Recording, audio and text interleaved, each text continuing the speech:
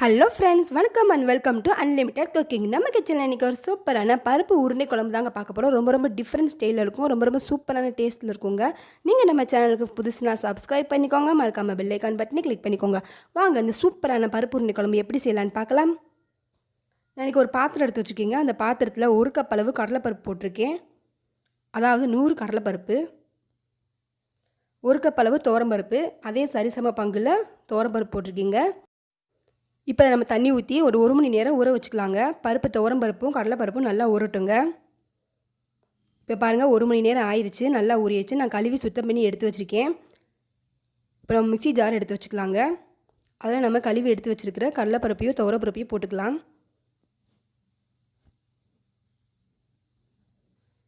இப்போ இந்த உருண்டைக்கு தேவையான அளவு காரம் போட்டுக்கிறணுங்க. அதுக்கு நான் 2 பச்சை மிளகாய் இன்றைக்கி போட்டிருக்கேன். கருவேப்பிலை கொஞ்சம் போட்டுக்கோங்க. 1 ஸ்பூன் அளவு ஜீரகம் போட்டுக்கோங்க.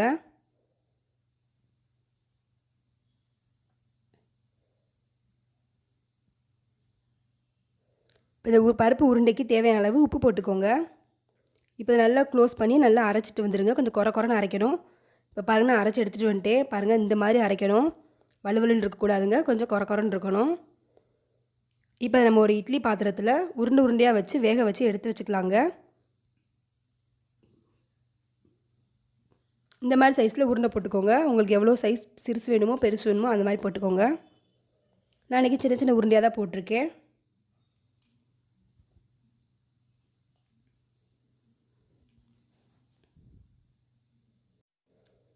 பாருங்கள், எல்லாமே உருண்டையாக போட்டுட்டேன். இப்போ நம்ம மூடி போட்டு வேக வச்சுக்கலாங்க. இது ஒரு 10 நிமிஷம் வெந்தால் போதும், சீக்கிரம் வெந்துடும். இப்போ பாருங்கள், நல்லா வெந்துருச்சு. அவ்வளோதாங்க. இதை எடுத்து ஓரமாக வச்சுக்கோங்க. இப்போ நம்ம மோர் குழம்புக்கு தேவையானதை அரைச்சிக்கலாம். இப்போ ஒரு மிக்ஸி ஜார் எடுத்து வச்சுக்கோங்க. நான் 2 ஸ்பூன் அளவு துவரம்பருப்பு, 1 ஸ்பூன் அளவு கடலைப்பருப்பு போட்டிருக்கீங்க.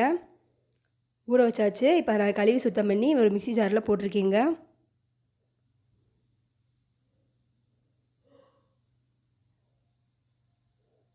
இப்போ கருவேப்பிலை போட்டுக்கோங்க. உங்களுக்கு மோர் குழம்புக்கு காரம் தேவைப்பட்டால் இதில் பச்சை மிளகாய் போட்டுக்கலாங்க நீங்கள். இப்போ 1/2 ஸ்பூன் அளவு மஞ்சள் தூள் போட்டிருக்கேன். ஜீரகம் தேவையான அளவு போட்டுக்கோங்க. நான் 1 ஸ்பூன் அளவு போட்டிருக்கேங்க. நான் காரத்துக்கு பச்சை மிளகாய் அதில் சேர்க்கல, நீங்கள் தேவைப்பட்டால் சேர்த்துக்கோங்க. இப்போ மூடி போட்டு நல்லா வலுன்னு அரைச்சி எடுத்து வச்சுக்கோங்க. இப்போ ஸ்டவ்வில் ஒரு பாத்திரம் வச்சுருக்கேன், எண்ணெய் ஊற்றிருக்கீங்க. கடுகு உளுந்த பருப்பு போட்டுக்கோங்க 1 ஸ்பூன் அளவு. ஒரு 1/4 டீஸ்பூன் அளவு வெந்தயம் போட்டுக்கோங்க. இது நல்ல டேஸ்ட் இருக்கும். மோர் குழம்புக்கு வெந்தயம் போட்டிங்கன்னா நல்ல டேஸ்ட் கிடைக்கும். இப்போ இந்த வெந்தயம் கொஞ்சம் நல்லா பொரியட்டுங்க.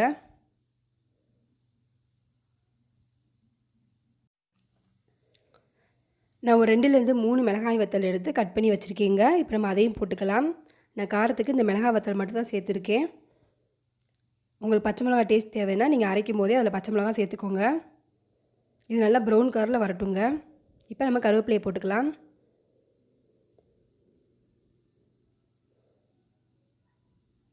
இப்போ நம்ம அரைச்சி எடுத்து வச்சுருக்கிறதுல கொஞ்சம் தண்ணி ஊற்றி நல்லா கரைச்சி இதில் ஊற்றிக்கோங்க.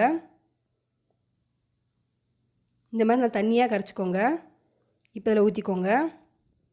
இப்போ நல்லா கொதி வரும்போது நல்லா கெட்டியாக கொதி வருங்க. ஏன்னா பருப்பு தானே, கொதிக்கும் போது நல்லா கெட்டியாயிரும்.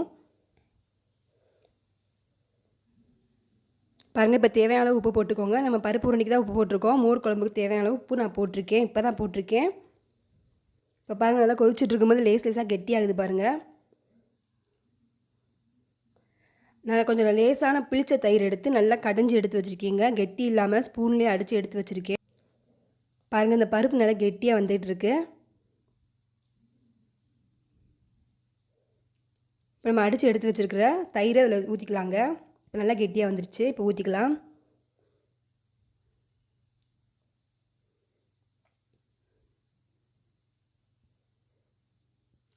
இது கொஞ்சம் ரொம்ப கெட்டியாக இருக்குது, ஒரு தண்ணி ஆட் பண்ணிக்கோங்க.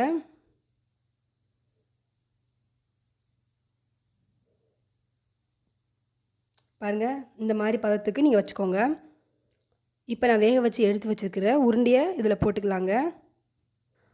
நம்ம தயிர் கடைஞ்சி ஊற்றினதுக்கப்புறம் கொதி வரக்கூடாதுங்க, ஏன்னா தயிர் வந்து திரஞ்சிரும். நீங்கள் உருண்டையை போட்டுட்டு கொஞ்சம் சிம்மில் வச்சுக்கோங்க. சுற்றி லைட்டாக முறக்கட்டும் போது நீங்கள் ஸ்டவ் ஆஃப் பண்ணிடலாம். இந்த பருப்பு உருண்டை அந்த மோர் குழம்புல ஊறும்போது சாப்பிட்ற டேஸ்ட்டு அப்படி சூப்பராக இருக்குங்க. ரொம்ப ரொம்ப டிஃப்ரெண்ட் டேஸ்ட்டில் இருக்குங்க. இப்போ சுற்றி நுர கொட்டட்டுங்க. அது வரைக்கும் நம்ம வெயிட் பண்ணலாம்.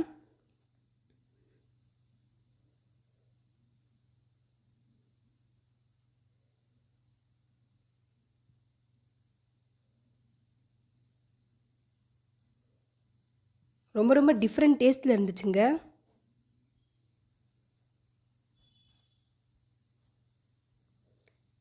இப்போ பாருங்கள், சுற்றி நல்லா நுரையாக வருது. உங்களுக்கு தெரியுதாங்க, அந்த ஓரத்துலாம் பாருங்கள், நல்லா சுற்றி நுரையாக வருது. போதுங்க, நம்ம ஸ்டவ் ஆஃப் பண்ணிடலாம். சூப்பரான ஈஸியான பருப்பு உருண்டை குழம்பு செஞ்சாச்சுங்க. நீங்கள் வீட்டில் ட்ரை பண்ணி பாருங்கள். பிடிச்சிருந்தால் லைக் பண்ணுங்கள், கமெண்ட் பண்ணுங்கள். மறக்காமல் நம்ம சேனலை சப்ஸ்கிரைப் பண்ணுங்கள். பக்கத்தில் இருக்க பெல் ஐக்கான் பட்டனை கிளிக் பண்ணிக்கோங்க. அப்போ தான் நான் போடுற வீடியோ உங்களுக்கு உடனே அப்டேட் ஆகும். தேங்க்யூ.